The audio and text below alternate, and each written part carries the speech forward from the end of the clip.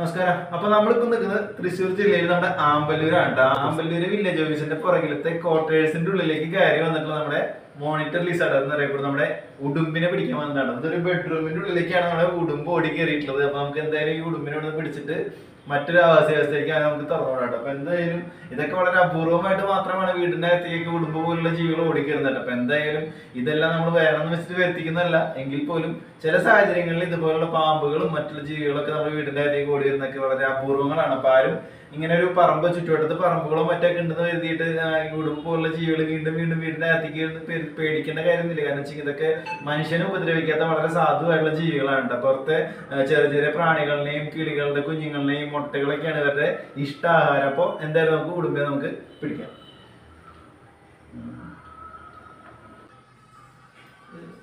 ഇത് ഉടുമ്പോടെ കാട്ടൊക്കെ നശിപ്പിച്ചിട്ടുണ്ട്. വല്ല തുണിയില്ലെങ്കിൽ ഇപ്പൊ തുടച്ചിട്ട് ഞാൻ അല്ലാണ്ട് എടുക്കാൻ വേണ്ടി അത് കഴിഞ്ഞിട്ട് തുടച്ചാൽ മതി.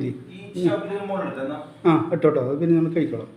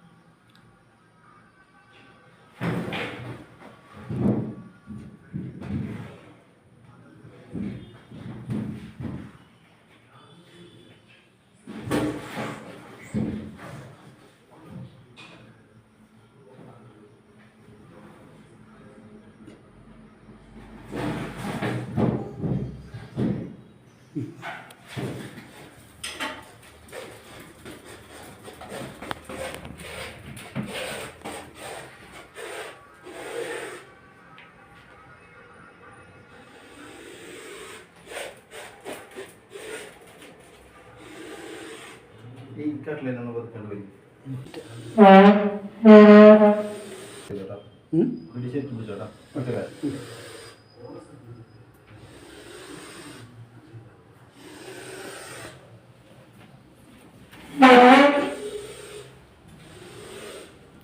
ഫുള്ളായിട്ട് ഇട്ടുണ്ട്.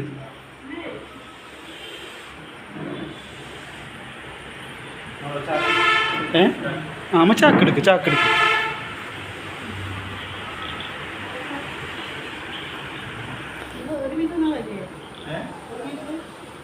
നീളം എന്തെങ്കിലും ഉണ്ടോ? ഒരു മറ്റൊക്കെ ഉണ്ടോ? ഉടുമ്പ് ചാക്കെടുക്കണം.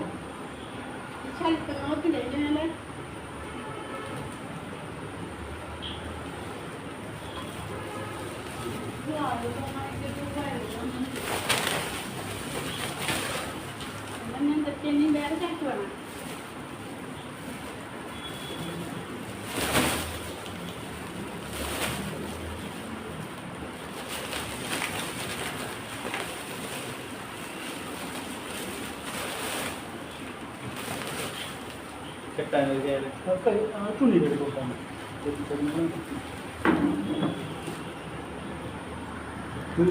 കുട്ടിയല്ലല്ലോ.